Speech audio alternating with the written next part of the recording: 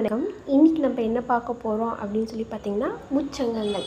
Okay, சங்கம் வைத்து தமிழ் வளர்த்தவர்கள் யார் சார் அப்படின்னு பார்த்தீங்கன்னா பாண்டியர்கள் வந்து 3 சங்கங்களை நடத்தியிருக்காங்க. அது என்னென்ன சங்கங்கள், அதோட காலம் எப்படி வகைப்படுத்துகிறாங்க, இந்த விஷயத்த பார்ப்போம். ஓகே, ஃபஸ்ட்டு என்ன அப்படின்னு பார்த்தீங்கன்னா முதற் சங்கம். அது வந்து தென்மதுரையில் இருக்கிற இடம். ஓகேங்களா, அதை வந்து வளர்த்தவர்கள் யார் அப்படின்னு சொல்லி பார்த்திங்கன்னா காய்ச்சின வழுதி முதல் கடுங்கோன் வரை அப்படின்னு சொல்கிறாங்க.